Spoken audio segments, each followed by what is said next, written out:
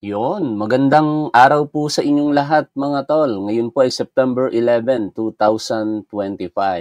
Ang kasinungalingan, kailanman hindi po matatago. Kapag ang katotohanan kumilos, lalabas at lalabas po talaga ito sa iba't ibang kaparaanan. And dito nakita po natin, lumabas ang katotohanan hindi dahil may nagtatanong kung hindi meron parang umamin. Alam po ninyo, napakasinungaling na mag-asawang Curly at Sara Diskaya. Partikular ito pong Curly. Kaya naniniwala na ako kay Mayor Vico Soto ngayon yung kanyang pagbabago sa kasabihan na ang magnanakaw kapatid ang sinungaling o ang sinungaling kapatid ang magnanakaw. Bakit? Sobrang sinungaling nito pong si Curly Diskaya at naniniwala ako na magnanakaw ng pondo ng bayan ito pong si Sara Diskaya. Alam niyo, pinagpipilitan ni Curly Diskaya noong hearing ng TRICOM sa House of Representatives na wala daw pong umimpluwensya sa kanya. Sariling kilos niya lamang daw po ang paggawa ng sworn statement at sa katunayan yung state witness idea ay napanood niya lamang daw po sa YouTube. Pero hindi po ganun ang katotohanan. Lumabas po kahapon hanggang kagabi kung ano po ang totoo sa likod po ng sworn statement po na yan. At ang katotohanan dyan, ang Blue Ribbon Committee sa pamumuno noon nito pong si Rodante Marcoleta. Umamin si Marcoleta nang parang hindi niya yata naiisip na nagsisinungaling si Curly sa House of Representatives. Mamaya, iisa-isahin po natin babalikan ang mga pangyayari na yan. Pero syempre ako hihingi ng paumanin sa inyo kung medyo matatagalan tayo sa paghahanap sapagkat hindi po naka-ready yung mga materials except dito sa isang video. Lahat po yan nasa isip ko lamang ngayon at outrightly nag-live na ako, kagigising ko lang din. Ako po yung nag-Milo pa lamang, inom tayong lahat mga tol. Shout out po sa inyong lahat. Bago tayo magpatuloy, huwag niyo po sanang kalilimutang mag-like sa ating programa sapagkat malaki po ang tulong niyan sa ating mga advokasya. Ngayon, nagkakaroon ng sense sa aking isipan kung bakit ganito ang naging galawan eventually ng Blue Ribbon Committee noon sa pamumuno nitong si Marcoleta. Kasi sa ngayon, ito po ay pinamumunuan na ni Senate President Pro Tempore Ping Lacson. Kung matatandaan po ninyo nung unang pagdinig, syempre pabida itong si Marcoleta tapos yung mga senador, no? Hindi nila inaasahan yung mga magiging sagot kasi hindi pa nga scripted Tinanong ni Marcoleta, or rather, ni Ronald De La Rosa, kailan kayo nagsimula sa flood control, DPWH? Sumagot si Sara Diskaya unexpectedly para kay De La Rosa. Natulala nga siya nung sumagot po ito I think 2016, be sure, no? Inulit-ulit ni Sara Duterte, 2016 po, Your Honor. Di nakakibo si Bato de la Rosa. At nagtanong si Senator Tito Soto, noon ay minority leader pa lamang, may follow-up question ka pa? Wala na daw po. Tapos sa isang banda, nagtanong din po itong si Senator Bongo. Ako ba o ang pamilya ko o yung ang pamilya ko ba, kamag-anak ko ay merong dealing sa Diskaya companies? Kasi pinaninindigan ni Senator Bongo nung una, nagpahayag pa siya na wala daw. Di daw katotohanan yung mga kumakalat na balita na ang CTLG na pag-aari ng kanyang mga kamag-anak ay merong dealing sa Diskaya families. Di confident siya, no? Tinanong niya ngayon si Sara Diskaya. Baka akala niya ang isasagot wala. Sumagot si Sara Diskaya, meron po. Walang nagawa si Senator Bongo kung hindi sabihin na lamang kahit siya daw mismo kung merong ginawang mali ang kanyang mga kamag-anak ay kanya pong pakakasuhan. Yun na lamang po yun ang naging statement nitong si Bongo. Bagamat hindi verbatim itong sinasabi ko pero yan po yung nilalaman ng mga pangyayari noong unang hearing ng Blue Ribbon Committee. And then syempre na-schedule yung ikalawang hearing. September 8, tanghali ako nagising, natulog ako ngayon, maaga ako nagising, 3 oras lang ang tulog ko. Di ako makatulog Ganito pala pagka meron kang sleep apnea, no? Minsan makakatulog ka ng napakahaba, pero bangag ka pa rin. Parang ang pakiramdam mo, yung utak mo, parang groggy, no? Bangag, ang mga kasabihan na ganyan na hindi mo maipaliwanag yung feeling mo, drowsy ka, yung pala yun, Anyways, nung September 8 po na yon, pagising ko, nagulat ako. Meron ng pasabog ang mag-asawang Curly Diskaya. Nagbabasa na po sila ng mga sworn statement nila at nagpangalan na po sila. Walang may isang senador. Safe ka na nga, sabi nitong si Rodante Marcoleta kay Jingoy Estrada na eventually, idinawit naman, isingit ko na ito, ni Bryce Hernandez assistant engineer diyan po sa assistant district engineer diyan po sa 1st District ng Bulacan. Na ngayon po ay mukhang nanganganib po ang safety po nito sapagkat pinagpilitan po ng minority kahapon na kunin ang kustodiya physically ni Bryce Hernandez. At yun ay from PNP Custodial Facility, which is very safe sana siya doon. Pero ayaw pumayag ng minority, kaya ang ginawa na lamang po nito pong si Senate President Tito Soto, nag-utos na lamang sa Sergeant at Arms na dalhin ito sa Pasay City Jail. Na sa pakiwari ng marami po ngayon, nag-aalala dahil hindi po talaga safe. Mapanganib, baka na lamang biglang pumanaw. Alam niyo po ba, di ba may pasabog si Pebbles Cunanan, yung isang witness sa drugs, doon sa malaking drugs na pagkakahuli sa Manila noong 2022, October, ay pumanaw na po yung isang witness doon. Hindi po naibalita yun. Si Pebbles Cunanan lamang po ang nabulgar noon. At iniiwasan po na sanang mangyari yon, na wag mangyari dito po kay Bryce Hernandez. Dahil pagka nadali po si Bryce Hernandez, siya po yung direct link sa mga akusasyon kay Senator Joel Villanueva at Senator Jinggoy Estrada na itinanggi naman ng dalawa. Balik po tayo doon sa mag-asawang Curly Discaya. Ito na ngayon ang sistema. Uulitin ko po ang sinabi ng aming mayor dito po sa Pasig sa House hearing. Ang sinungaling kapatid ang magnanakaw or vice versa. Ang magnanakaw kapatid ang sinungaling. Magaling magsinungaling si Curly Discaya. Pathological liar po ito. No, napakasinungaling po ng tao na ito. At ito naman pong si Sara Discaya, hindi po ito masyadong sinungaling. Kaya nga po umaamin. Diba? Inamin niya na 2016, inamin niya na kamag-anak ni Senator Bongo ay merong silang dealings sa mga government projects. Pero hindi naman siguro masamang sabihin po ito. Ito po yung alegasyon sa kanila magnanakaw sila ng pondo ng bayan. Kaya nga nilusob sila ng mga aktivista dito sa Pasig. Yung kanilang tahanan, pinagbabato po ng putik. Babalikan natin ngayon ang mga pangyayari para sabihin na ito pong mga pinagsasasabi ko po dito, pagamat matatagalan tayo, ay hindi po ito gawa-gawa ko lamang, hindi po ito fake news, hindi po ito spekulasyon. Ito po ay konsolidasyon ng mga impormasyon na nakalap natin sa mga nakalipas po na araw, hearings dyan po sa Senado at sa House of Representatives. At isa lamang po ang tutumbukin ng mga papanoorin po natin video. Ito po ang kasinungalingan ng mag-asawang Curly Discaya at ang grand script na sumablay. Ito po ay ang paghahangad na maging state witness nitong si Curly Discaya kapalit ng paninira sa ilang mga personalidad sa House of Representatives na mariing itinatanggi ng mga sangkot po na binanggit nitong si Curly Discaya. Partikular, ito pong si Atayde, ang asawa ni Maine Mendoza. No? Merong mahabang po si Maine Mendoza pero malalayo tayo kaya saka na po natin yung balikan. Dito po tayo ngayon. Ito po ay noong September 8, 2025, kung saan confident si Marcoleta, perhaps may mga alam ang iba po dito ng mga senador na ito yung script for that day at hindi na nga nakapagpigil pa si Senator Jinggoy Estrada at siya po'y agad na nagsalita na punta na tayo sa pagtatanong sa mga witness. Balikan po natin ito po. Umpisa na natin na magtanong sa ating mga iba't ibang resource persons dito kasi we already spent 2 hours listening to the testimony of Congressman Toby and Governor Bonds. Okay, kung wala na po sa kanilang dalawa ay gusto kong banggitin sa inyo ngayon. Meron po tayong resource person dito na nagkusa na po siyang magbigay ng kanyang sworn statement sapagkat iniisip Nagkusa daw, Nagkusa. po nila yun ang madali na makatulong sa ating pamahalaan sa paghahanap po natin. Your excuse, Talaga lang, makatulong nga ba sa ating pamahalaan o maitago ang dapat na itago? Ratobi.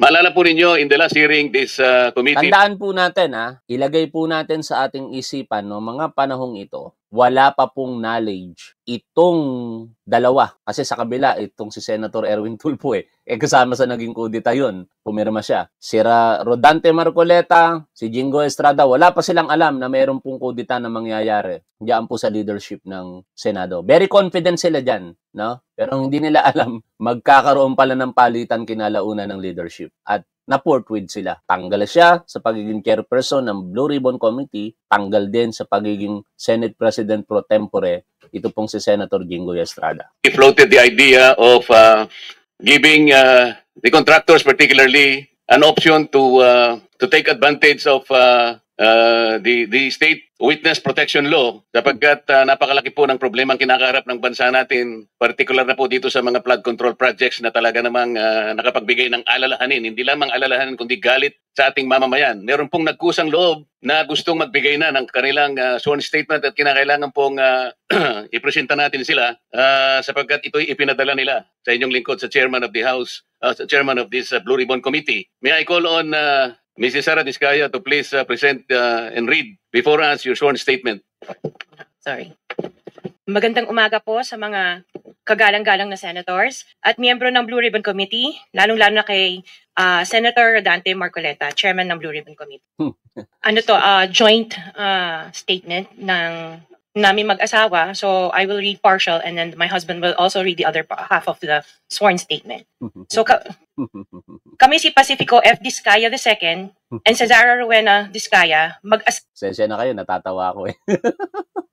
Tuloy tayo. tawang nasa tamang edad, parehong Pilipino. Number one, noong 2003, kaming mag-asawa ay tinayun ang kumpanya na pinangalan namin St. Gerard Construction. Ipinarehistro namin ito sa DTI, nakakuha ng contractor's license at nagsimula na lumahok sa mga pribadong construction projects. Number two, kinalaunan nagsimula na rin kami na lumahok sa mga government projects. Natuklasan namin na hindi naging madali ang trabaho sa mga government projects. Madalas mahirap ang paniningil ng bayad at matagal bago kami mabayaran ng gobyerno. Number 4, hanggang dumating ang pagkakataon, lumapit sa amin ang isang kaibigan na si Voltaire Claveria at inalok kaming magkaroon ng proyekto sa national level gamit ang aming lisensya. Number 5, ipinakilala niya ang sarili niya na nagtatrabaho para sa isang congressman at nangakong kapag nagbigay kami ng pera ay makakakuha kami ng proyekto.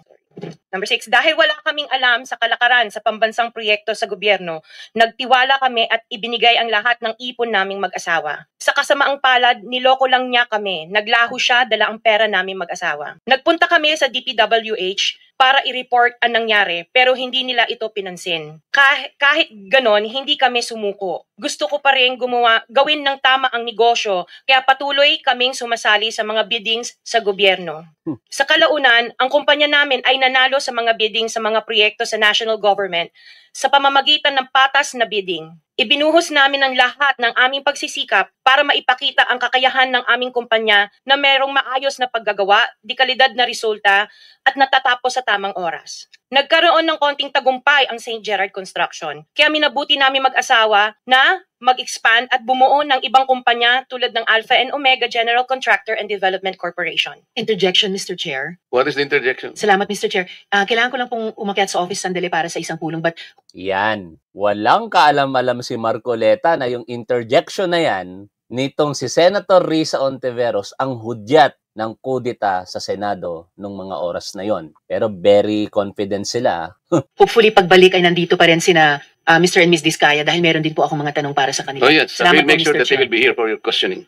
Mr. Chair, point Yes. of order. Bakit hindi na lang tayo bigyan ng kopya ng sworn affidavit imbis na basahin nila niya so we can para himayin namin yung kanyang sworn affidavit? We'll make sure that all the In order to members will save be time, given a copy, but the chairman is asking them to read it before us for the record. in order to save time, Mr. President, because we Dito, hindi ko alam kung wala ba talagang alam si Senator Jinggoy doon sa sitwasyon eh. Pero merong komento dyan si Atty. Jesus Palsis na binulag nitong si Rodante Marcoleta ang lahat ng senador, even ang kasama niya sa Duterte Block, no? Sa sitwasyon na ito. Kaya point blank sila kung ano yung sasabihin ni Sara Diskaya at ni Curly Diskaya. Pero alam na nito pong si Rodante Marcoleta. Which is parang hindi yata nagustuhan din. Isa sa mga dahilan na sinasabi nito pong si Jesus Palsis ayon sa kanyang spekulasyon, hindi nagustuhan ng maraming mga senador na dati nilang kapanalig. Biruin mo, kumikilos kayo nang hindi namin alam. Tapos pagdating dyan, magugulat na lang kami ganito, ganyan.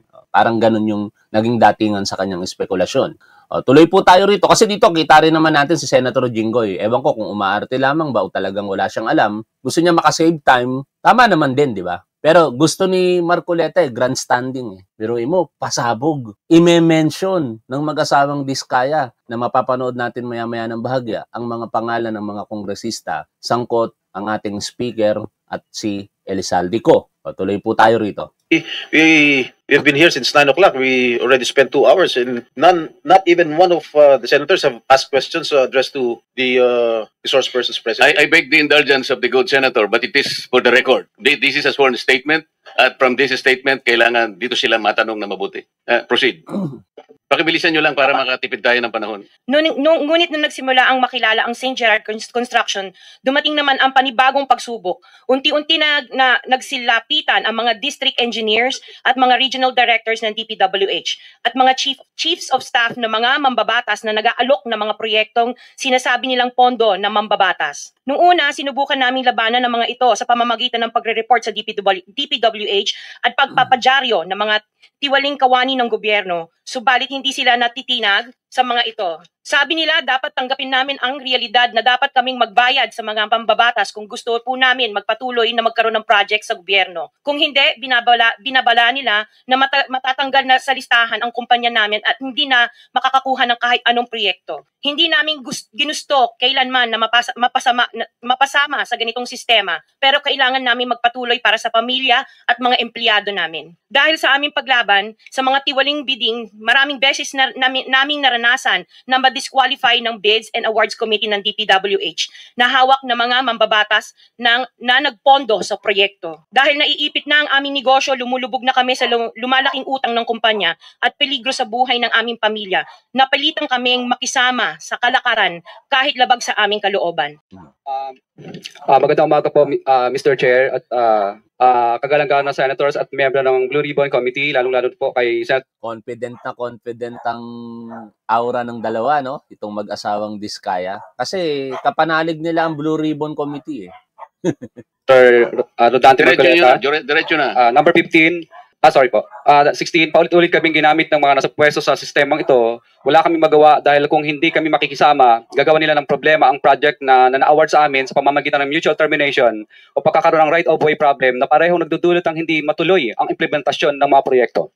Matapos naming manalo sa mga bidding, may mga opisyal mula sa DPWH ang lumalapit sa amin para humingi at kumuha ng bahagi niya sa halaga ng proyekto. Ang hinihingi nilang porsyento ay hindi bababa sa 10% at umaabot pa sa 25% na naging kondisyon upang hindi maipit ang implementasyon ng kontrata. Ito ay binibigay namin sa kanila ng cash. Ang bawat transaksyon ay may karampatang voucher at ledger na nagsasaad ng mga araw at kung kailan nila ito natanggap. Ilan sa kanila ay sina Terence Calatrava, former Undersecretary of Office of the Presidential Assistant of the Visayas of the Philippines, Kong Roman Romulo of Pasig City, Kong Jojo Ang of Usmag Ilonggo Party List, Congressman Patrick Michael Vargas of Quezon City, Kong Juan Carlos Arjo Aitayde of Quezon City, Nicanor Nicky Briones of AGA Party List, Congressman Marcelino Marcy Teodoro of Marikina, Congressman Florida Robes of San Jose del Monte, Bulacan, Congressman Leandro Jesus Madroño of Romblon, Congressman Benjamin Benji Agarao Jr., Congressman Florencio Gabriel Bem Noel of Anwar Party List, Kong Leo de Audit Tariela of Occidental Mindoro, Congressman Reynan Arrogancia of Quezon Province, Kong Marvin Rillo of Quezon City, Kong Teodoro Haresco of Aklan, Kong Antonio. Ngayon, alam naman natin ang nangyari dyan. Siyempre, itinanggi lahat ng mga pinangalanan, no? Punta tayo ngayon doon sa parang cross-examination sa mga pahayag na yan ni Curly Diskaya. Actually, 2 punto dito magandang mga pagtatanong, pares babae. Si Congresswoman Leila De Lima at saka si Congresswoman Jinky Luistro. Unahin natin si Congresswoman Leila De Lima. Panoorin po natin ito. Sorry. The subpoena sent, only 2 responded. Only 2 responded. But the rest, they have na sinasabi ng mga kausap po ng politiko na binabanggit nila na kailangan ibigay mo na kaagad yung obligasyon kasi pinakukuha na ni Saldico at saka ni Speaker. Ganun po lagi ang madalas ng sinasabi. Or, yung ibang salita para malinis pakinggan, pinakukuha na ng taas yung ganito. So, marami pong pagkakataon sa mga nabanggit ko na madalas po nilang gamitin po ang pangalan po ni Saldico at saka ni Speaker. Kaya nga po, ako po ay gusto ko ipating din kay Speaker po at saka kay Saldico na baka po nagagamit lang po ng mga politikong ito ang inyong pong pangalan. Kumbaga, para makakuha o ano pong maklaseng bagay. Pero wala po akong direct na unawa or capacity na masabi na talagang kay speaker po napupunta yon o kay Saldico. Kundi yun lang po ang mga binabanggit ng mga politikong nakakausap ko para daw po kay Saldico at speaker. Kaya sa akin po, mas mabuti po na naipating ko po kay speaker at saka kay Saldico na wala po akong direktang transaction sa inyo. Ito po ang mga naririnig ko lang po na mga salita mula po sa mga politiko na namumuwersa at namimilit na minamadali na po yung obligasyon dahil dadalhin daw po sa inyo. Yun po ang reason. Pero transaction sa kanila, wala po. Thank you po, Your Honor. Yan po ang opening statement nyo. Yes po. Kasi yan po kadalasang tinatanong ng iba pong mga kaibigan lang din po. At yung kinaklarify nyo po kanina would pertain dun sa mga sinabi mo dito sa sinumpaang salaysay na sinabit ninyo sa Senado. Yes Ito po. po yun. Ito po yun. Ito po yun. Opo, kasi lumalabas po na sinasabi nila na ako daw ay nakadirektang transaction ko si speaker at saka si Saldico, which is wala naman po talaga. Ang nandito po na nakasulat sa akin pong salaysay ay naririnig ko po na madalas pong sinasabi at pinagyayabang ng politiko na ibibigay po sa kay speaker daw o di kay Saldico yung obligasyon na hinihingi nila. So ang clarify nyo lang po sa amin ngayon is yung sinasabi mong no personal knowledge o wala kang diretsong Access. transaction Yes po. or access. And Yes when you po. say access, physical access, personal access, nakausap, naka-meeting, nakausap sa telepono, in person. Yes po. Opo. Yun po ang kinaklarify nyo. Opo. At Pero yung iba mo yung sinabi dito, tungkol dun sa pagpangalan sa kanila. Kasi there are several. There are few paragraphs here, several paragraphs na nababanggit yung pangalan ni Representative Saldico and also the Speaker. Di ho ba? Pero lahat po yung mga sinasabi nyo dito, yung mga tinuturo nyo na kung sino ang nagpaabot sa inyo o nagsabi sa inyo na yung mga mga ano na yon, mga komisyon na yon ay para sa kanila. Totoo pa rin po ito. yes po, Your Honor. So meron po ba kayong hiwalay na sinumpaang salaysay na balak niyong isubmit dito sa committee, Infracom ng House of Representatives? Kasi ito nga po ay sa Senado, correct? Na-submit niyo po ito. And it was part of your testimony before the Senate, correct? Yes po. And now you're here before us, personal appearance, and you took your oath earlier. Do you intend to execute a separate statement for sinumpaang salaysay, or are you going to also adopt this sinumpaang salaysay as submitted to the Senate, which was executed September 6, nung Sabado lang po? Hindi po. Ito pa rin po ang sworn statement ko. Meron ka pong sworn statement. Ito pa rin po, yung Ito ginamit pa ko po rin. sa Senate po. Okay. So ito pa rin ang gagamitin natin para itanungin kayo. Opo. At inuulit, gusto ko pong ipaulit sa inyo na nanunumpa kayo o sumumpa kayo para isiwalat ang katotohanan, ang buong katotohanan. The truth, but not the whole truth, but nothing but the truth. Opo, Your Honor. Naintindihan niyo po yon, Opo, Your the Honor. whole truth. Opo, Your Honor. Kaya ko po tinatanong yan kasi dito nga po sa sinumpaang salaysay ninyo, ang mag-asawa. By the way, nasaan po si Mrs. Diskaya? Ngayon po, napapalpitate po yung puso niya at saka bumagsak po yung insulin niya dahil sa nangyayari po. Dahil Di ako naniniwala dyan. Hindi kasi ganun kagaling magsinungaling si Sara Diskaya, no? At alam nila na magagaling magtatanong itong mga kongresista. Dito nga, mahuhuli siya eh. Kaso lang pinaninindigan niya yung kasinungalingan niya eh. Paano niya ngayon pabubulaanan yung pag-amin ni Marcoleta later? Papakita ko sa inyo yung video sa session kahapon na. dahil syempre po, nag-aalala po siya sa kanyang buhay. Plus inaalagaan po niya yung apat po namin anak kasi yung apat po namin anak is suffering for, ano din po? So nasa 8 bahay years. lang po siya o nasa ospital? Sa bahay po. Meron po ba kayong medical certificate to show us na ganun nga ang kanyang kalagayan?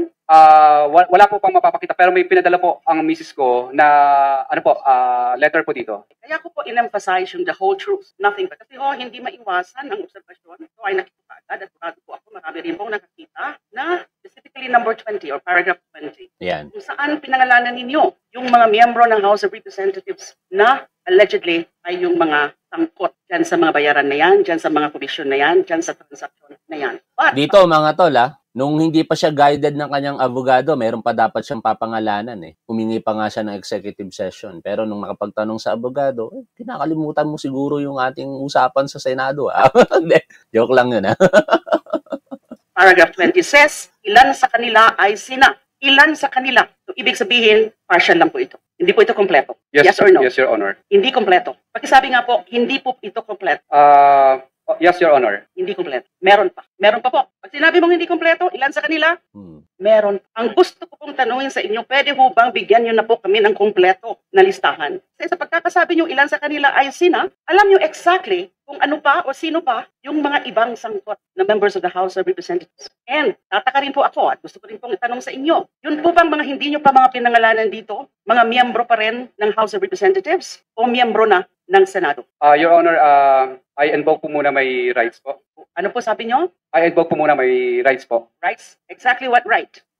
Yung hindi pa po ako sigurado po sa mga dokumento po ng iba pong pwedeng mabanggit. Hindi ko po maintindihan kung anong klaseng right sa batas ang ini-invoke ninyo. Yes, ang mga uma-appeal po sa atin, and by the way, with respect to that, Mr. Chair, might I just clarify, how do we call these persons or these individuals, someone who were invited to appear before us? Are they guests? Are they resource persons? Or are they witnesses? Because the rules say they are supposed to be witnesses. The rules. And by the way, talking about the rules, isa po yan kailangan ko pong ipa-clarify. Ano po exactly ang rules na gag-govern ng proceedings natin dito sa TRICOM or Infracom? Kasi po, tatlo pong committee ito. Good Government and Public Accountability, Public Works and Highways, and the third committee is Public Accounts. So 3 committees. And these committees are supposed to be governed by separate rules of proceedings. But I'm not aware of any new rules that would govern or are now governing these very proceedings. Are we being governed by the general rules with respect to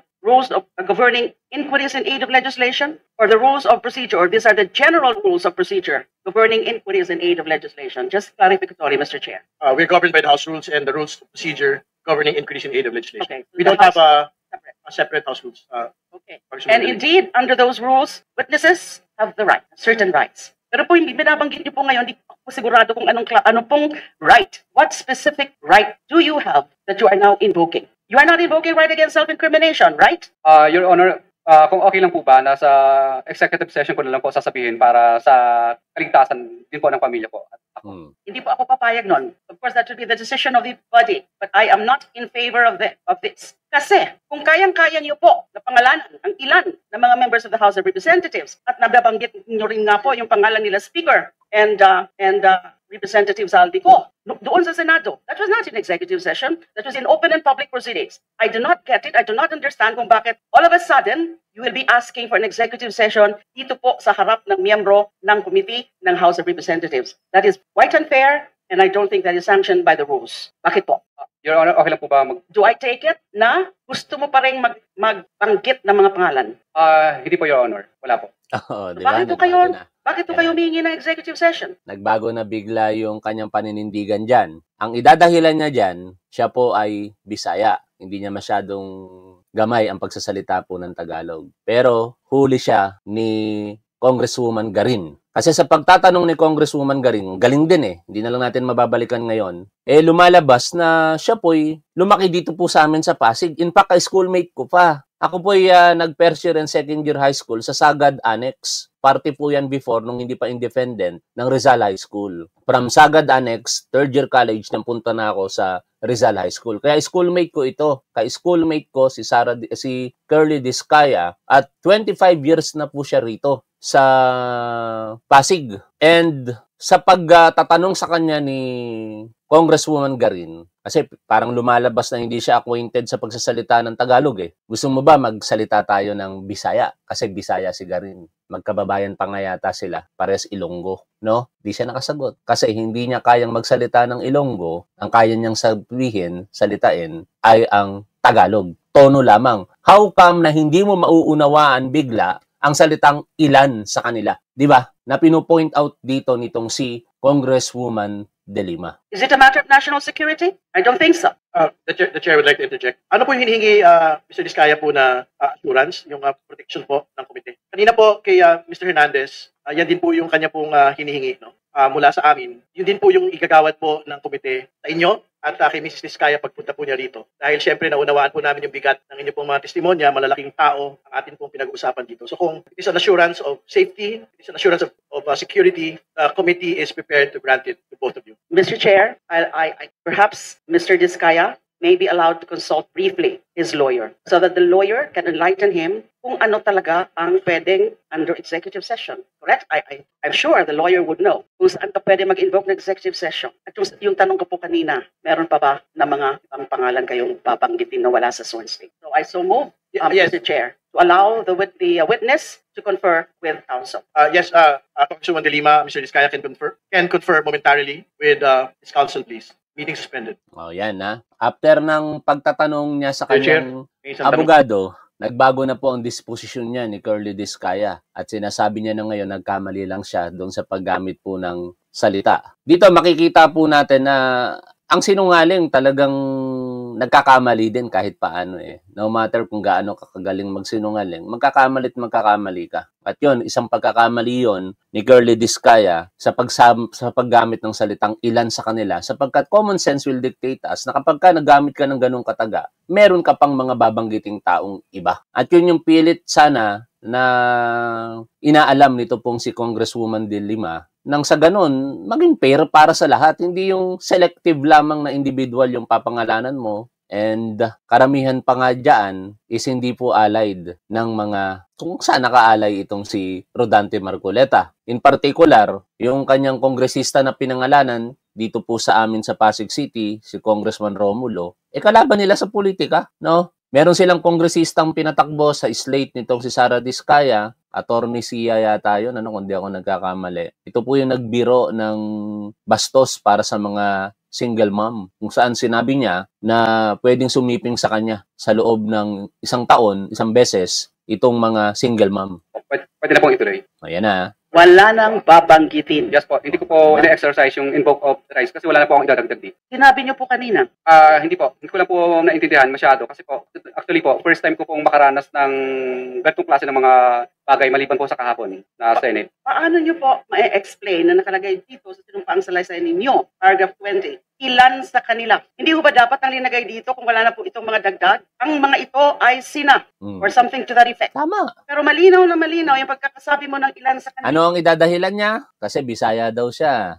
Hindi masyado makaunawa sa Tagalog. Pero buko siya ni Congresswoman Garin. At hindi lang po sa paragraph 20. Ganon din po sa paragraph 29. Nung sinabi mo sa ilang pagkakataon ng mga politiko na personal na inaabutan ng halaga ayon sa hinihingi nilang porsyento mula sa proyekto. Ang pagbabayad na ito ay hindi namin kagustuhan kundi isang akbang na ginawa namin dahil sa matinding panggigibit. Ilan sa kanila ay sina? And then you enumerated 1, 2, 3, 4, 5, 6, 7 congressmen. Paano nyo po mapapaliwanag yun? Ilan sa kanila ay klaro? Ilan lang? For example, ilan? Few of them. So there is a whole universe. Your Honor, ito lang po ang nakasulat kasi wala po akong gabay ng abogado po dito. Nung akin po itong sinulat, wala pong nag-draft. Walang naggabay. Opo. Na abogado. Opo. So sino ang naggabay sa inyo kung hindi yung abogado? Bali po yung pagsusulat po nito, Your Honor, is ako po ang mismong nagsulat at pinabasa ko lang po sa abogado ko kung okay na siya. Ito po, I subscribe and sworn to noong September 6. Yes, Your Honor. Ang gumawa nito ay abogado ninyo? Ako po, Your Honor. Kayo po.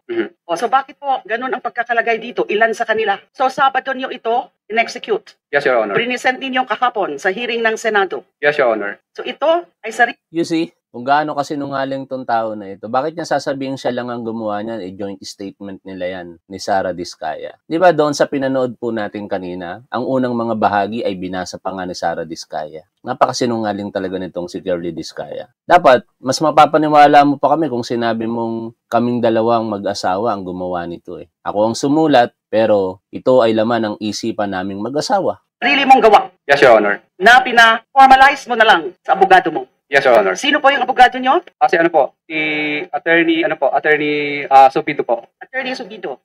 At ito ang presenta nyo sa Senado. At wala na kayong idadagdag o babaguhin dito. Kasi hindi ko po maintindihan. Wala na po. Ilan sa kanila? Ano pong ibig sabihin nun? Ilan sa kanila? Explain to us, please. Hindi ko malinaw. Ang ibig po sa akin, kasi may pagka-Bisaya po ako, hindi po masyadong klaro sa akin ilan sa kanila. Ibig sabihin po, parang ito po ang mga binabanggit ko. May pagka-Bisaya siya, pero hindi siya marunong magsalita ng Bisaya. Kinumpirma ni Congresswoman Garin yun. Di ko na lang maipapakita dito dahil masyadong mahaba yung pagtatanong ni Congresswoman Garin, pero ang galing din. Pati yung pagtatanong ni Congressman Jokno, huling-huli siya no? At sa punto dito ng pagtatanong nitong si Congresswoman De Lima, yung tungkol doon sa state witness, isa sa mga mahalaga nating malaman para maibangga natin sa kinalaunang naging pahayag nitong si Rodante Marcoleta kahapon sa sesyon sa Senado. Ito lang ang alam mo? Yes, Your Honor. Wala ka nang idadagdag. Wala na yun. Member of the House of Representatives o kaya ng Senado. You are under oath.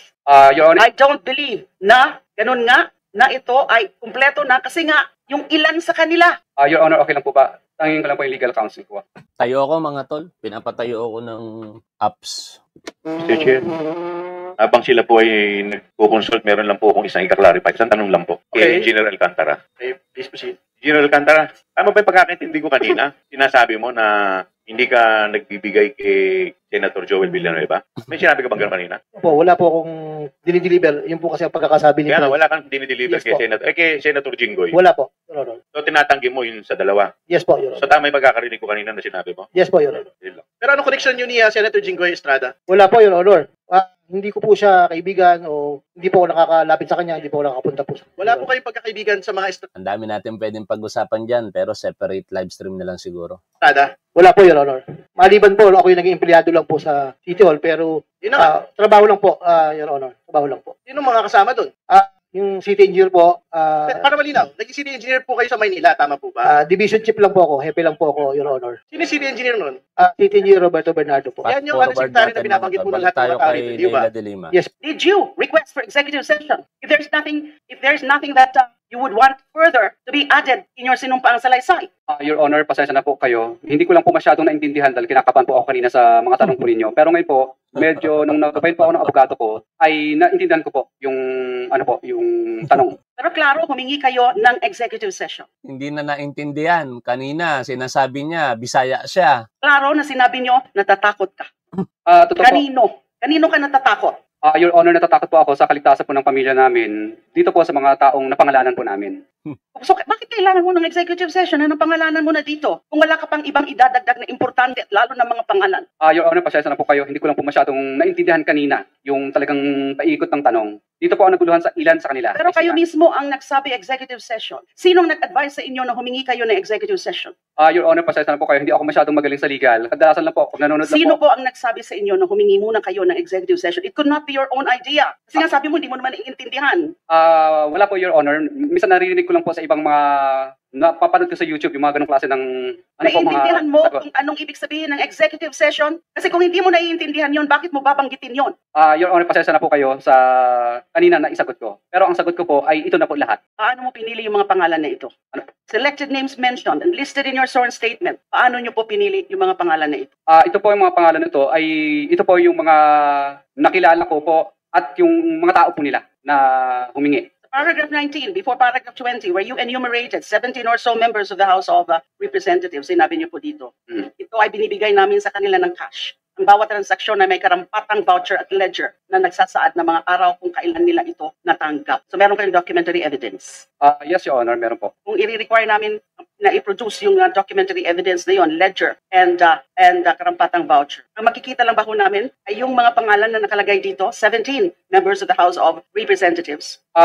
Your Honor, yes, mailalagay po dito. Pero yung iba po dito kasi ang tumanggap, kaya mapapansin nyo, ilan sa kanila, ibig sabihin hindi sila lahat, ilan sa kanila kasi po is yung mga tao lang po nila ang tumanggap. Hindi pa rin po ako satisfied tungkol sa bakit kayo in the first place humingi ng executive session. If you don't answer it properly, you'll be nearing a citation for contempt. Your Honor, hindi ko po masyadong naintindihan yung yung tanong po kanina. Because it's a very relevant question, but you refuse to answer by just saying that, na kinakabahan kayo. But it could not have just popped up from nowhere, yung tungkol sa executive session. Kung hindi po pinag-usapan nyo na po ito ng inyong lawyer at kung sino man na humingi ka muna ng executive session para masabi mo yung buong katotohanan. And your oath now is the whole truth. Your Honor, pasensya na po kayo. Pero ito po, ang nakasulat na po ito na po lahat yun. Mr. Chair. Congressman Fernando, please. Kasi nagpapaikot-ikot tayo kanina eh. On record naman yung pinagbabanggit ni Mr. Discaya. Ito, nagtataka ako dito kay sino ba tong kamanggagawa party list na ito? Gusto kagad niyang ipakontempt at makulong eh. Hindi na nila natanong. I-forward natin ano. But anyway, para mas mapabilis tayo, pinoint out dyan ni De Lima yung pagiging state witness as well as dito po sa pagtatanong din ito pong si Congresswoman Luistro. Talon tayo, no? Dito naman tayo kay Congresswoman Luistro.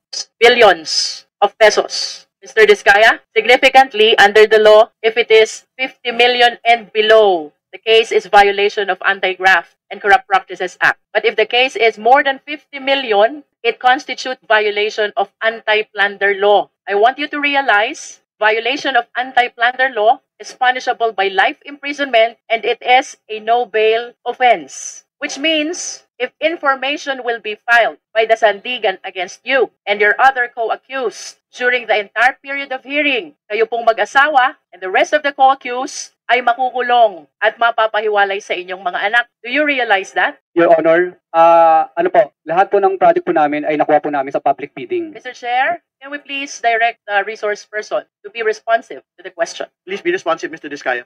Your Honor, lahat po ng project namin ay nakuha po namin sa public bidding. Mr. Chair, for the guidance of the resource person, I will repeat the question. Earlier, ang sabi po ni Mr. Diskaya, to this time, ay pinatototohanan pa rin niya ang nilalaman ng kanyang sinumpaang salaysay. And I wish to remind him that that sinumpaang salaysay constitute an offense we call violation of anti-plunder law. Plunder, to distinguish the same from Anti-Graft and Corrupt Practices Act, Mr. Diskaya, is punishable by capital punishment, is a capital offense, punishable by life imprisonment, and is a no-bail offense. Which means, kung ang kaso po'y maisasampalaban sa inyong mag-asawa, kasama ang inyong mga co-accused, the entire period of hearing, kayo po'y nakakulong at mapapahiwalay po sa inyong mga anak. Yun po ba'y nare-realize nyo when you executed this sinumpaang salaysay? Mr. Diskaya? Your Honor, tatanungin ko lang po ang legal counsel ko.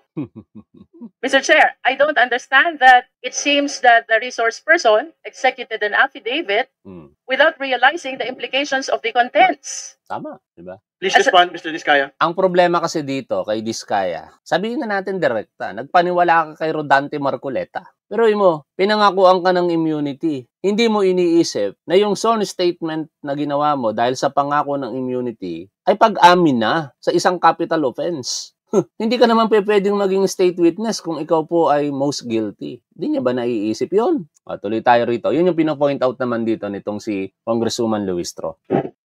To simplify the question, Mr. Diskaya, nauunawaan niyo po ba ang repercussion, ang epekto, ang implication, ang consequence ng salaysay na inyong isinagawa sa inyong buhay, pamilya? Yes, Your Honor. Do you understand as well that in this affidavit, Mr. Diskaya, kayo po'y umamin na? Do you understand that? You already made an admission about the commission of the case of plunder with your affidavit. No, Your Honor. But you were the one narrating. Kasi, Your Honor, ano po ito? Pinilit lang po kami, Your Honor. Pinilit lang po. That is for you to prove. But in as far as this committee is concerned, including the members, when we go over your sinumpaang salaysay, to me it appears you are admitting already to the case of plunder. And the worst thing, Mr. Diskaya, among the lawmakers and the DPWH officials whom you identified, all of them denied. Do you understand the implication of this? I asked the lawyer. Yes, please. Litong-lito si Diskaya sa pagsisinungaling niya no? Yan ang mahirap kapag hindi ka nagsasabi ng totoo. Kasi kung nagsasabi ng totoo ito mga tol, kahit paikot-ikutin ito ng mga kongresista, di nila makukuha yung gusto nilang sabihin malaman Your Honor, yes po. Di ba? You understand. Okay. So, sorry, before proceeding, Congresswoman Luistro, ano yung context na sinabi niyong pinilit lang po kayo? Dahil sa pagbibigay. Nandito pa sa aking salaysay na ayaw po namin magbigay. Okay, alright. Naintindihan ko na. Kaya lang po. Hindi ko kayo pinilit isulat itong affidavit? Hindi po. Okay, alright. Thank you. Okay, so, naiintindihan mo ang implication, consequences ng affidavit mo. Hindi ka ba natatakot makulong? Natatakot, Your Honor. Hindi ka ba natatakot makulong ang asawa mo? Natatakot, Your Honor. Hindi ka ba natatakot na mapalayo kayong mag-asawa sa inyong mga anak? Natatakot, Your Honor. Then why? Why did you execute this affidavit? Your Honor, mas natatakot po kasi kami sa buhay namin ngayon dahil kinukuyog na po kami ng taong bayan. Kasalanan niyo yan. Kaya po, nag-execute po kami ng affidavit na ito dahil 120 million Filipinos po ang parang gusto kaming patayin at kami na rin po ang pinag-uusapan sa mga misa ng simbahan. Opo. Kaya po napilitan po ako, sa totoo lang po, napilitan lang po akong yung mga kamag-anak ko na gusto na nilang magsalita. Sapagkat po lumalabas na parang ang sama-sama po namin. Parang gusto kami patayin ng buong 120 million na Pilipino. Kaya ngayon po, naisip po ng misis ko at ako po na mas mabuti pong yung mga pinangalanan na lang po namin dito ang maging kaaway namin at yun na lang po, alam namin po na ito lang po ang papatay sa amin, itong mga taong ito. Hindi po yung 120 Pilipino na gusto kaming katayin. At yung nangyayari po sa amin dito ngayon ay parang nakakahiya. Para kaming magnanakaw. Samantalang hindi naman po kami nagnakaw. Napilitan lang po kaming gawin ang bagay na ito sapagkat mutual terminate nila ang mga project namin. Hindi kami pinasisingil. Road right of way ang nangyayari po. Kaya po kami po ay sinigaw na lang po namin ito kasi namili po kami mag-asawa. Bulak, 1 kilong bulak o 1 kilong ginto. Ang pinili po namin, 1 kilong ginto. Dahil una pareho lang naman siyang mabigat. Yung bulak at saka ginto, pareho siyang mabigat. Pero pinili po namin yung ginto. Kahit po kami mamatay bukas o papatayin po kami ng mga politikong ilang piraso na ito, alam po namin na may dangal po kaming mamamatay. Kaysa naman patayin po kami ng buong Pilipino sa Pilipinas. Na kahit saan po kami magpunta sa dulo ng Mindanao, Luzon at Visayas ay parang kaaway po namin lahat ng mga Pilipino. Samantala Anak ng teteng na pananalita yan, parang kayo pa ang martir. ngayon po, natatakot po kami sa buhay namin. Alam namin kung sino lang ang kaaway namin. Yung mga pinangalanan po namin dito, ito na lang po ang alam namin kaaway. Hindi po 120 million Pilipino po ang kaaway namin. Kaya sana po, pagbigyan niyo po sana kami kasi yung iba pong mga gusto pa pong mag-witness ng mga contractor, kung ako po ay inyong parurusahan po sa ginawa kong ito at ako po ay papagalitan po ninyo, wala na pong iba pang sisigaw ng mga kontraktor sa buong Pilipinas. Dahil una matatakot na sila kung ano po ang mangyayari sa akin. Kasi ang mangyayari po, parang nagbibigay po tayo ng hudya sa iba't ibang pang mga kontraktor na, hoy, tinaw nyo, ang nangyayari kay Curly at saka kay Sarah, tutulad ba kayo dyan para mag-star witness? Hindi na sila sisigaw, parang nagbibigay po tayo ng anyaya sa lahat ng mga tao na ang maging star witness. Chair, if I... Nakakabuisit sa totoo lang yung testimonya na yan. Dapat di siya pinabayaan ni Luistro sa pagsasalita ng ganun eh. Pero ganun talaga. May diskarte si Congresswoman Luistro. Kinukuha niya Yung damdamin nitong si Curly Discaya eh. Kaya maganda po yung flow naman kahit paano. Nakakabuisit lang yung mga pananalita nitong si Curly. If I may interrupt our resource person, I wish to believe that you are not yet a witness, much less a state witness. And that reminds me as well of paragraph 33 of your affidavit. Who gave you the idea about state witness? Who gave you the idea? Ano sagot? Bali, ito po ay sinubukan po namin sapagkat kami po ang... Please respond to the question, Mr. Discaya. Sino? Tinanong ko rin po sa mga lawyers din po namin. What do you understand about becoming a state witness? Who decides for you to become a state witness? Hindi lang natin napanood kanina, pero doon sa pagtatanong ni Congresswoman De Lima, ang sagot niya doon nung una, napapanood niya lang sa YouTube. No? Magkaiba dito sa sagot niya kay Congresswoman Luistro. Kay De Lima, sa YouTube niya napanood, nakakuha siya ng idea. Kasi nakikita ko po sa YouTube, may mga nagsasabi na maging state witness. Pero dito, nagbago ang sitwasyon. Sinasabi niya ngayon, ang idea nanggaling sa kanyang mga abogado. Pero doon mamaya, sa ipapakita ko sa inyo, meron palang nangako. At sino yun nangako? Si Rodante Marcoleta. Yes. Presidente po at saka yung Senate po. I don't think so, Mr. Discaya. Becoming a state witness is a decision that comes from the court.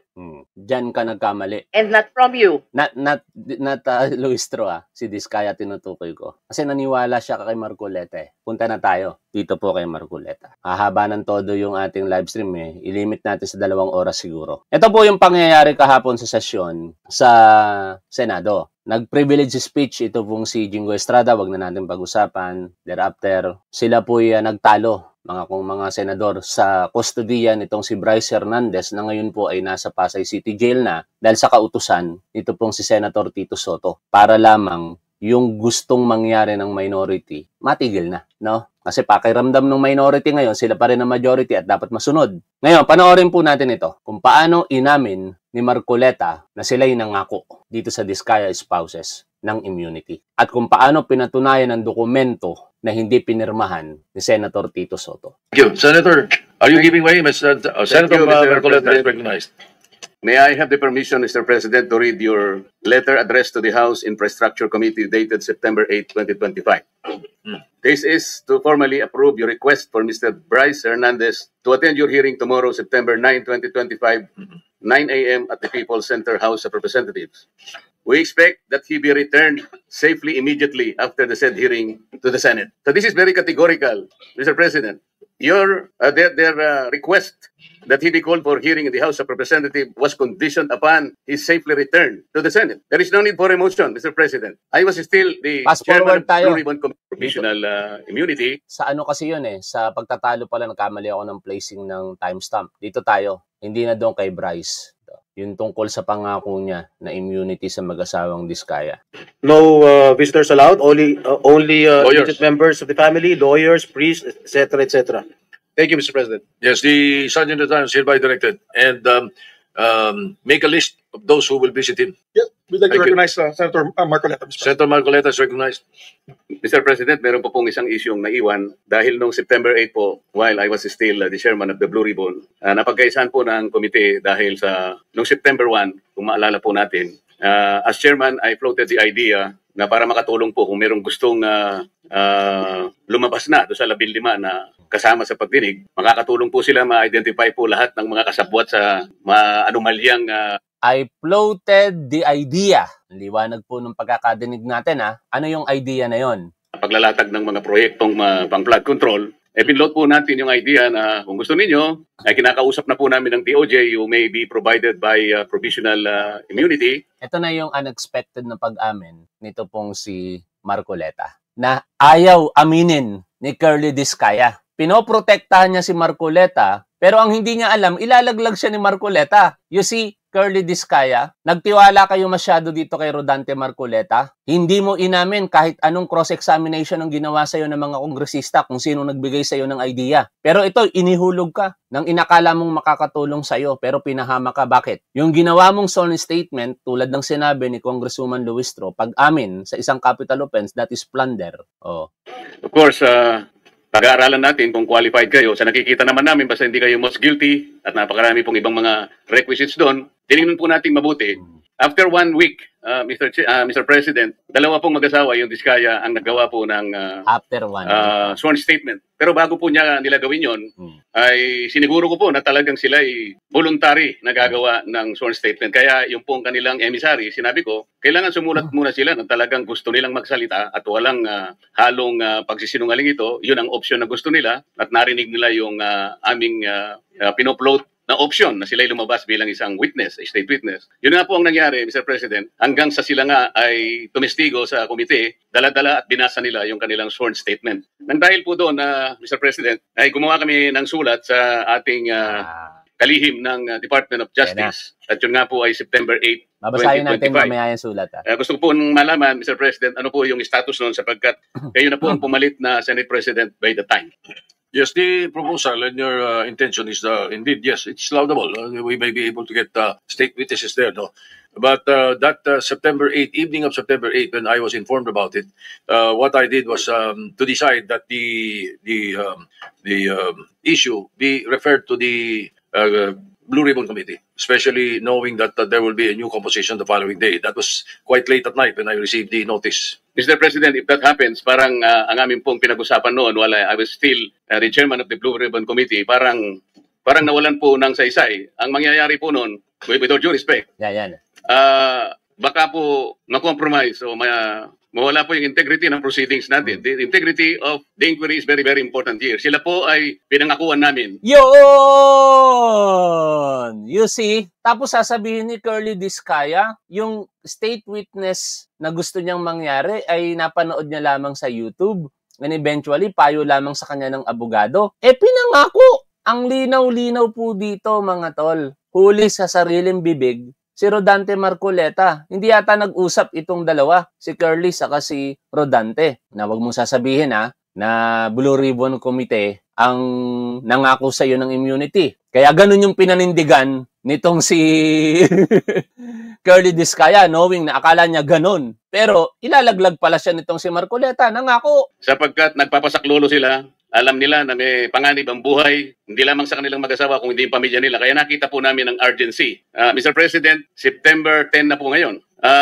Kung sakali... May sagot dyan si Tito Soto Pero basahin muna natin yung letter na yan. Di ako makatulog kagabi, dami kong post sa Facebook Pinilit ko na lang matulog mga 2:00 ng umaga. Ito po yun mga tolo. Ito yung nilalaman ng sulat na yan nitong si Rodante Marcoleta. Ito po ay hindi yung sworn statement nitong si Curly Discaya. Hindi po yan produkto lamang ng pagkukusa o isipan ng mag-asawang Discaya. Maliwanag, inamin ni Rodante Marcoleta, nangako sila. Kaya knowing akala nila talaga, patuloy nilang hahawakan ng Blue Ribbon Committee. Kaya dire-diretso sana yung flow ng script bigla nagkaroon ng kudita. Secretary Jesus Crispin Remulla, September 8, 2025. We write in connection with the motu proprio inquiry in aid of legislation on the Philippines underwater and privilege speech of Senator Pampilo M. Lacson entitled Flooded Gates of Corruption delivered on August 20, 2025. We respectfully request that spouses Pacifico F. Discaya II and Cesara Rowena C. Discaya be admitted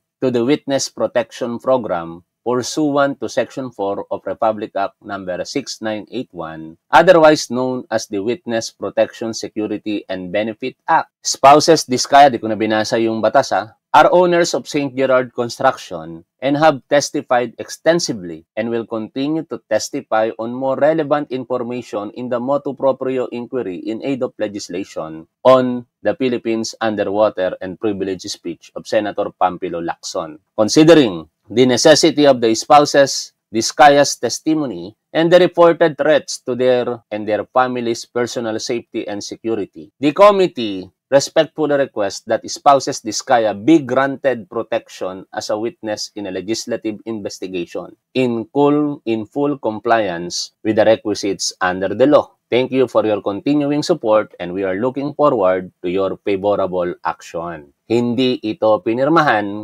ni Senate President Tito Soto. At bakit? Panoorin po natin sa interview po sa kanya at kasama na rin syempre yung issue sa kustodiya nito pong si Bryce Hernandez. Ang ko ba napanood yun? Sandali lamang mga tola. Ito. Thank ko muna. Sir, pakipaliwanag nga po sa amin. Nakita namin yung video nyo ni Senator Marcoleta na parang tinatanong niya anong nangyari, bakit nalipat si Bryce Hernandez na hindi siya nakonsulta. Paano po ba usually yung proseso doon? Ano pong nangyari, sir? Wala naman sa rules na ako dapat konsultahin ko siya. Oo naman. Ang Senate President ang may cargo. Tablado. Feeling ano kasi to si Marcoleta at yung minority ngayon, feeling nila sila pa rin yung majority na kung gusto nila dapat yun ang mangyari. Yan tuloy. Nasasabihan kayo ngayon ng bagong Senate President na wala naman sa rules. I-inform siya o kung anumang appropriate word yung ginamit. Ganun saka nung gabi na nung September 9, hindi na siya chairman ng Blue Ribbon, ba't siya kukonsulta sa totoo lang, dito Sen, yun yung sinasabi ko kina Marisol kanina. Parang sanay ako na kapag syempre kung sino nasa majority, yun na yung mas susunod Yes. Diba? So kaya nagugulat kami doon sa kanilang mga speech kanina dito Sen. Kaya nga, lalo na nga yung lalo na kapag yung power sa rules mismo ay nasa Senate President. Ano yun wala akong bina-violate na rules doon Yes. It's just a matter of sinunod ko lang kung ano yung mga patakaran na kadalasan kung hindi man sa Senate proper mismo na kung talagang tutusin mahirap naman talaga mag-confine ng tao rito baka makaalis or whatever, but nevertheless yung kung gusto kong dalhin sa Muntinlupa yun, gusto kong gawin sa PNP Custodial Center, pwede naman talaga ang importante is still under our legal custody. Okay, so ano yung sagot nyo po dun sa, kasi hindi ko nakita yung ng buo, no? Ano yung sagot po ninyo dun sa sinabi ni Senator Alan Peter Cayetano?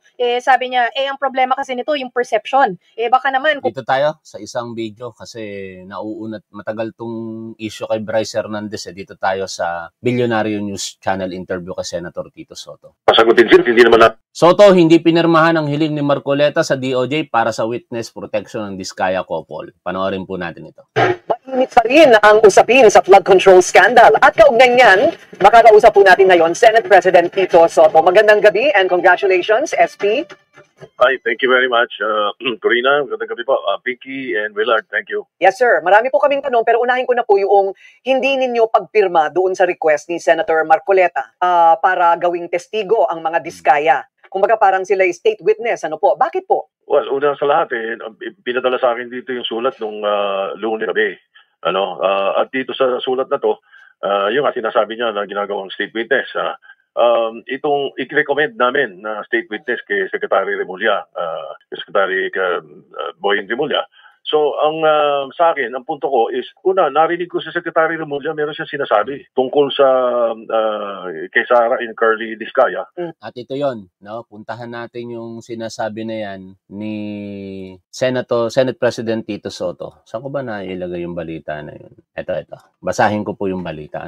Yung binabanggit ni Senate President Tito Soto. Ayon po sa balita noong September 8, 2025 by GMA News Online, SOJ Remulla, Diskayas must return ill-gotten funds. if any, to be considered for immunity. Contractors Curly and Sara Diskaya need to return ill-gotten funds, if any, to the country's coffers before they can be considered as a state witness in the investigation of the massive corruption in flood control projects, ayon po kay Remulla. The Diskayas, before the Senate Blue Ribbon Committee on Monday, disclosed the names of several congressmen, their staff, and officials of the Department of Public Works and Highways who are allegedly involved in corruption of the flood control projects. They said they were willing to cooperate with the investigation of the Senate committee. Parang first principle na gagamitin natin dito, kung meron silang nakukuhang perang hindi dapat, isauli nila sa Republika. Yun naman ang first condition natin lagi, di ba? You don't walk off laughing at the system because you enrich yourself and got away with the crime. Hindi dito you give it back to the state where it rightfully belongs before you can even be considered for immunity. Yun talaga ang Whistleblower Act. We have to work on those premises. Remulla said the Department of Justice was forming a team in the National Bureau of Investigation for the conduct of forensic accounting, for feature, at saka para kung magkaroon sila ng offer to return, tama ba yung figure o hindi? Kasi yun nga, kinakailangan makita yan, yung money trail. Maging cooperative sila dapat when it comes to this. Remulla, however, denied that the Diskayas were linked to the lawyer who approached him as a possible whistleblower. The secretary previously said he was approached by a lawyer who represents one of the top 15 contractors that were awarded government fund flood control projects. Meanwhile, Remulla said the DOJ would also issue an immigration lookout bulletin order against blah blah blah. Okay na yun. Balik na po tayo dito po sa panayam kay Senator Senate President Tito Sotto.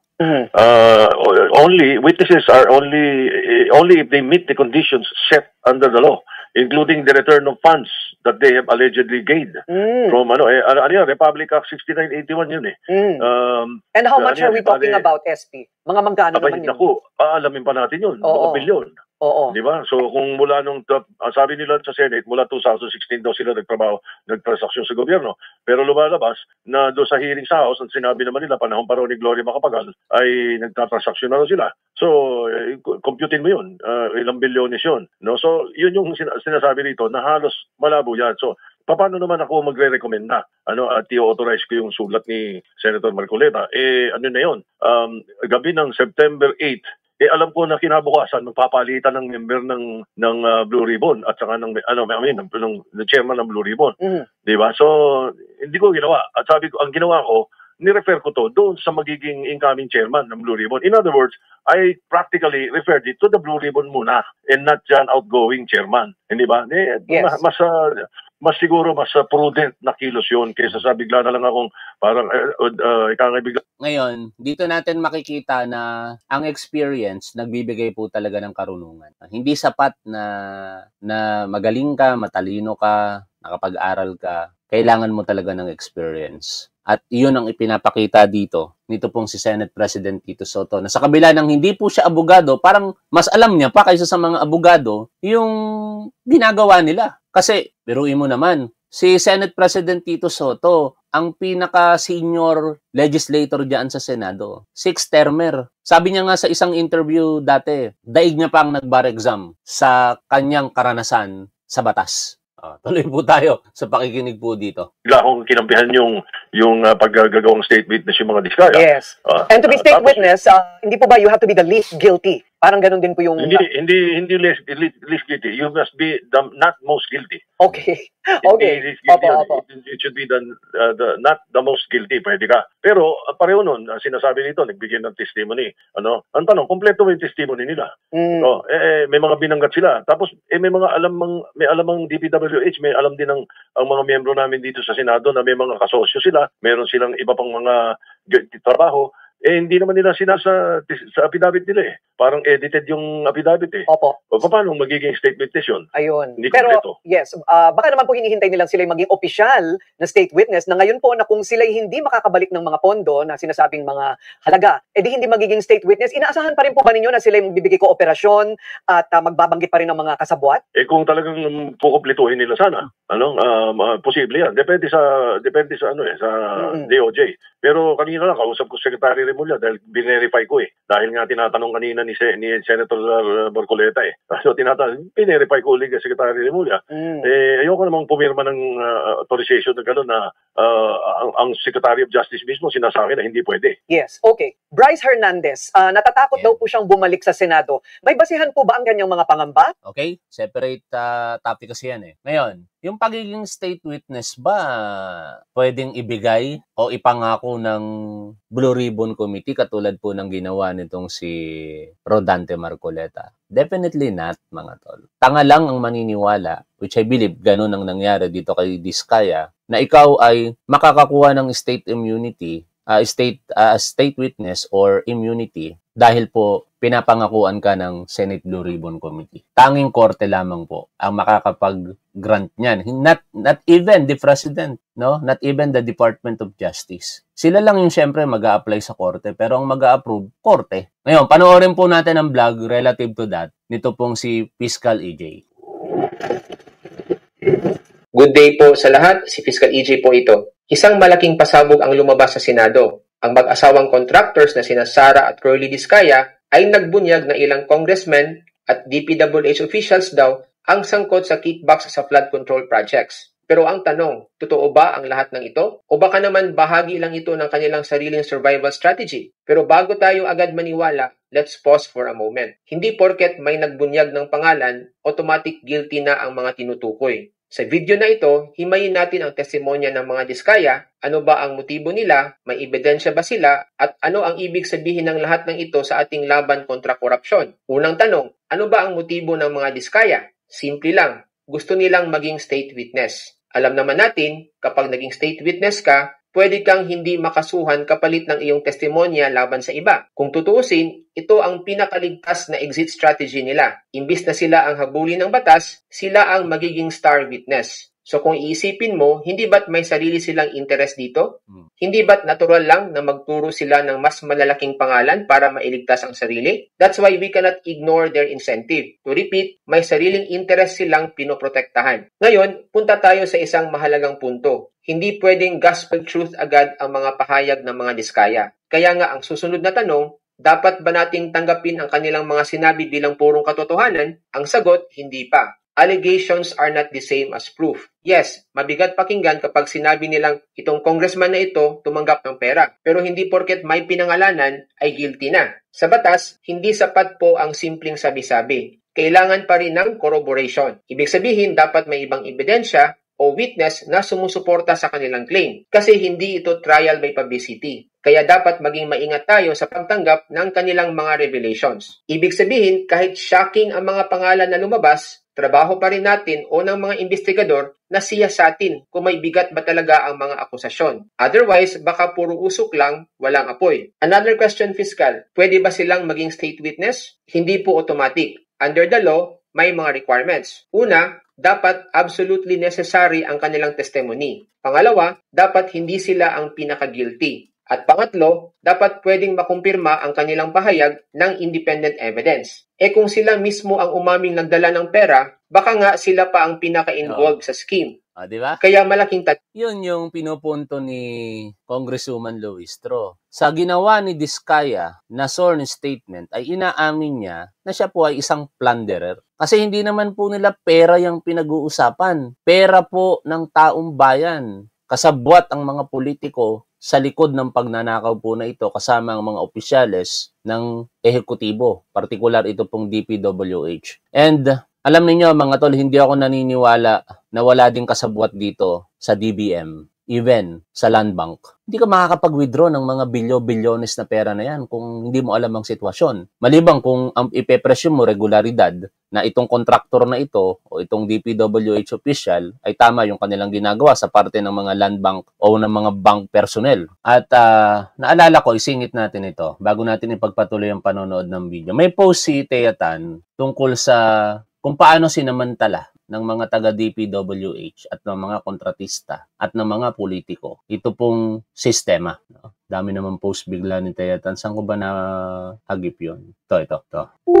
Ito po ay post niya sa kanyang page, Tayatan. Follow niyo po siya. Bagamat medyo from time to time, nalilito rin ako sa paninindigan ni Tayatan. No? Kasi parang maka-Aimee ito. Palagi niyo pinagtatanggol si Aimee Marcos. O, ito babasahin ko lamang yung kanyang post. Paano pinabilis ng DPWH Department Order 250 ang flood control corruption? Noon, laban sa ngayon. Bago ang December 2022, may malinaw na layers ng approval sa DPWH. District engineers pwedeng mag-approve ng projects 100 million pesos. Regional directors pwedeng mag-approve ng projects worth 101 million to 300 million pesos. Kung ang project ay lampas 300 million pesos, kailangan ng review ng DPWH Central Office sa Manila with design and construction experts checking the project. Sa sistema na to, mas may oversight kaya mas mahirap lusutan ng review. Pero noong December 6, 2022, lumabas ang DPWH Department Order 250. Under sa order na ito, biglang tinaasan ang limit. District engineers up to 150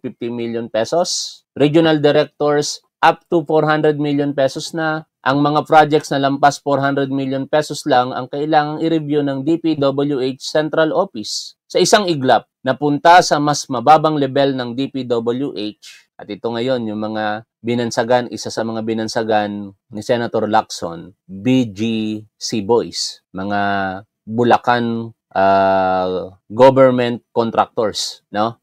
Ang kapangyarihan sa approval ng napakaraming proyekto. Ikalawa, ano ang kinalaman nito sa flood control projects? Karamihan sa mga flood control projects katulad ng mga dikes, drainage, slope protection, etc. ay naglalaro sa 50 million pesos hanggang 150 million pesos ang budget. Noong 100 million pesos pa lang ang ceiling ng district engineers, maraming projects ang kailangan pang iakyat sa regional director o sa central office. Meaning, mas maraming mata ang nagche-check ng project specifications at mas maraming requirements bago aprubahan. Pero nang gawing 150 million pesos ang limit ng DE, pasok na halos lahat ng flood control projects na sa level nila. Ibig sabihin, libo-libong projects ang hindi na kailangang dumaan sa mas mahigpit na review ng DPWH Central Office. Ikatlo, connection sa budget, NEF at GAA. Hindi basta-basta lumalabas ang mga proyekto, ganito ang flow. Lawmakers, proponents of the projects, insert priority projects sa NEP or National Expenditure Program. Pag na-debate at na-approve na ito sa Congress, nagiging bahagi na sila ng GAA. Pag nasa GAA na,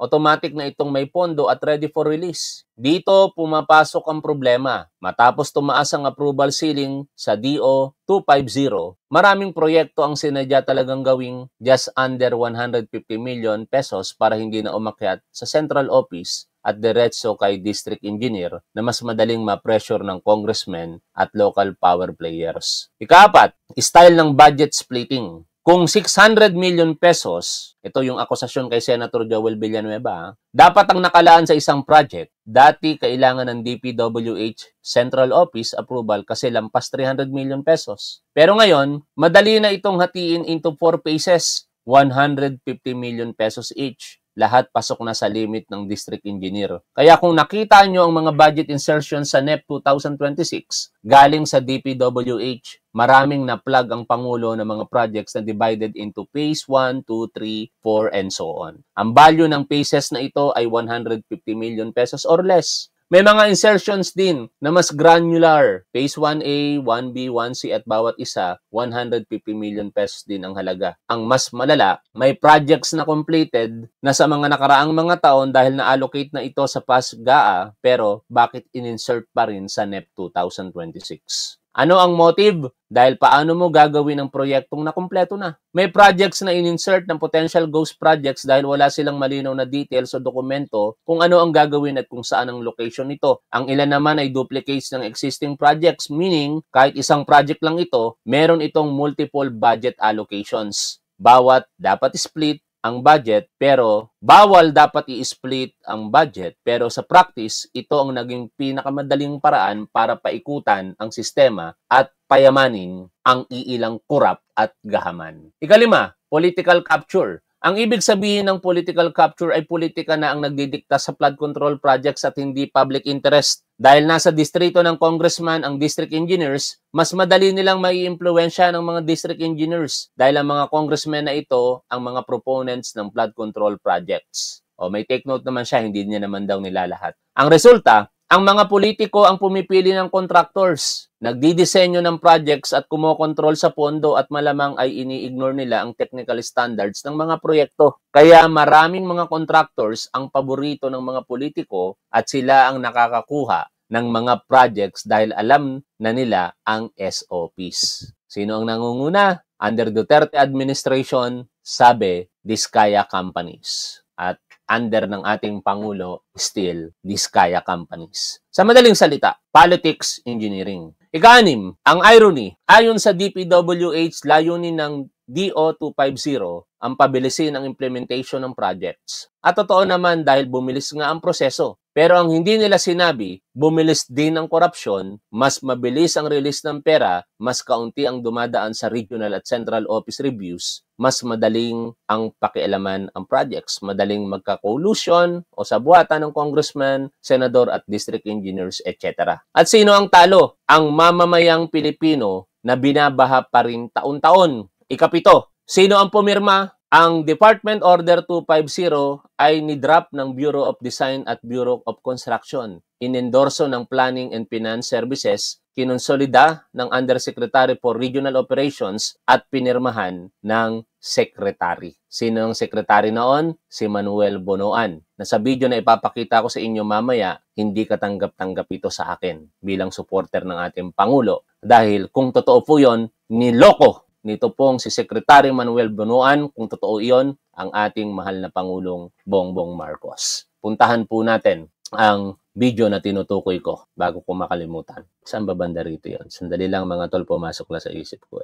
Hanapin lang natin. Ito.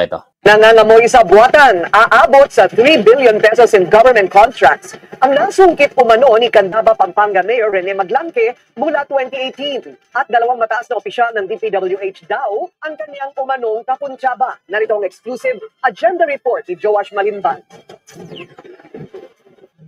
Sa isang privilege speech kahapon, inilahad ni Senate President Pro Tempore Ping Lacson ang umano'y koneksyon ni former DPWH Secretary Manuel Bonoan, former DPWH Undersecretary Roberto Bernardo at ni Candaba, Pampanga Mayor Rene Maglangke. Ayon sa kanyang expose, pagmamay-ari ng tatlo ang MBB Global Properties Corporation, ang kumpanyang may hawak sa 5 billion peso Wyndham Garden Hotel sa Clark, Pampanga. Ani Senator Lacson, release niya ang 2024 General Information Sheet ng kumpanya at napag-alaman na ang mga anak ng tatlong opisyales ang major shareholders. Macy Monique Maglangke, President. Sunshine M. Bernardo, Corporate Secretary. Fatima Gay B. Bonoan de la Cruz, Treasurer. Kayo na po mag-connect ng dots. Ayon daw sa 2024 GIS, si Macy Maglangke, anak ni Mayor Maglangke, ang nakalistang presidente ng kumpanya. Ayon sa ilang post ng kanyang ama noong 2023, isang labor attaché si Macy sa Migrant Workers Office sa Los Angeles, California. Nakamata po sa ating lahat.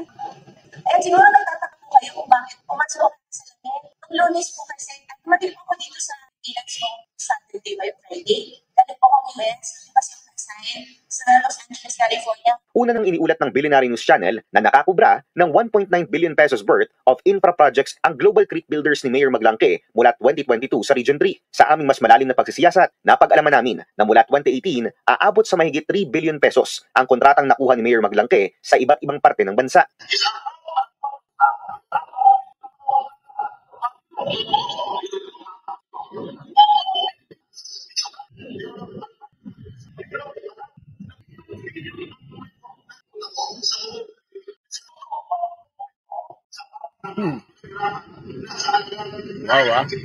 Wow. Yung pinambili niya daw ng helicopter, nanggaling daw po sa kanyang pinagpawisan. Ang tanong, ano yung source ng inyo pong pinagpawisan?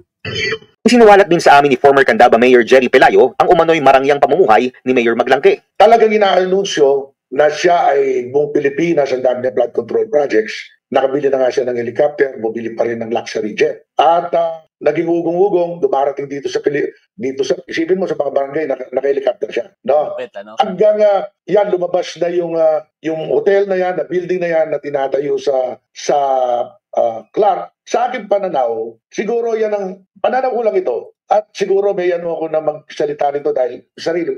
Siguro yan ang share ni Secretary Bunuan at saka kung totoo ito ni Yusek Bernardo. Una nang inamin ni Mayor Maglangke sa Bilinari News Channel na nakakasama niya rin sa ilang okasyon ang kontrobersyal na si former DPWH Bulacan 1st District Engineer Henry Alcantara. Inamin niya rin na marami siyang kontrata sa pamahalaan, pero lahat daw ito ay kumpleto at dumaan sa tamang proseso. Sinubukan namin kunin ang panig ni Mayor Maglangke. Kaya balik na tayo dito sa panulat ni Tayatan. No? Ako ngayon, malakas ang hinala ko na may alam dito si Secretary Manuel Bunuan. Sino ang pumirma? Siyempre, sa huling pipirma, hindi mangyayari yan si Secretary Manuel Bunuan. Meron kayang kolisyon dito? Imagine, isang dokumento lang ito pero bilyon-bilyon na ang na-ship sa district level na mas madaling target ng political influence at pressure. Ikawalo, the sad part. Department Order 250 may look like a boring technical memo pero ang epekto nito ay napakalaki. Sa halip na palakasin ang oversight ng DPWH Central Office, pinahina nito ang kontrol. Sa halip na pabilisin ang development, naging shortcut ito para sa korupsyon. Kaya ngayon, bawat baha, bawat phase ng project na inuulit-ulit na in-insert sa NEP, bawat ghost project na wala namang sa detalye, bawat duplicate copy ng project ay mas madaling ma-trace sa isang desisyon, ang pagpasa ng DPWH DO 250. Isang lagdalang ang nagbukas ng pintuan para malunod tayo sa parehong tubig at korupsyon. At mukhang tama ang hinala natin sapagkat no other than our new Secretary of Public Works and Highways ay nag-request sa ating Department of Justice para po i-place under lookout bulletin ang iba't ibang mga individual, partikular, ito pong si Secretary Manuel Bunuan. Basahin po natin ang request po na ito ni Secretary Dizon. Urgent request for issuance of an immigration lookout bulletin order. Dear Secretary Remulla, in compliance with the directive of the President, the Department of Public Works and Highways seeks the assistance of the Department of Justice and requests the issuance of an immigration lookout bulletin order against former DPWH Secretary Manuel M. Bunuan, Mayor Rene M. Maglangke of Candaba, and the corporate officers of MBB Global Properties Corporation, namely Macy Monique Maglangke, President, Sunshine M. Bernardo, Corporate Secretary, and Fatima Gay B. de la Cruz, Treasurer. An investigation is being conducted on DPWH officials and key officers of construction companies allegedly involved in ghost projects and or substandard construction of flood control projects. The timely issuance of an ILBO is of utmost necessity to enable the current investigations to proceed without delay and to hold those liable accountable to the Filipino people. In addition to the issuance of the ILBO, may we further request that the Bureau of Immigration be instructed to immediately inform the DPWH and other law enforcement agencies of any information regarding the impending travel of the said individuals. Should there be any clarification of the foregoing, Attorney Hill, blah, blah, blah, ay pwedeng kontakin. Ngayon, mga tol, this makes sense now kung bakit sa mga unang bugso ng issue na ito, ang dami pong nanawagan, perhaps kasama po kayo doon, tayo, para sa agarang pagbibitiw nitong si Secretary Manuel Bunuan. Pero nanindigan po siya na hindi po siya magbibitiw. In fact, aayusin niya raw ang problema sa kanyang departamento. At sinasabi niya na kung may gusot, siya dapat ang umayos kasi siya yung nagkaroon ng problema. Pero sa kabila nung paninindigan niya na yan, nagulat tayo, bigla na lamang siyang nagpasa daw ng resignation at tinanggap ng ating Pangulo. Yon, tingin ko graceful exit na lamang, pero alam na ng ating Pangulo, alam na ni Secretary Dizon na maaaring meron pong kinalaman sa mga pangyayari pong ito, itong si Secretary Manuel Bunuan. And ako po'y talagang disappointed at nagagalit sa nangyari na yan sapagkat kababayan, Ilocano, higit sa lahat pinagkatiwalaan siya ni Pangulong Bongbong Marcos. Tapos kung totoo ito, ganun ang kanyang isusukle. Maraming salamat sa inyong lahat mga tol at ako'y gutom na. Saka na tayo mag-shoutout. 791 likes, 1,900 plus na manonood po natin. Maraming salamat po sa inyong lahat. Shoutout po sa inyong lahat. Lagi po nating tandaan kung ano po ang tama at dapat, doon po tayo. Huwag po nating gayahin ang mga siraulo, hayop na mga politiko, public officials at mga kasabwat na kontratista na ito. Keep safe, see you later, and bye for now mga tol.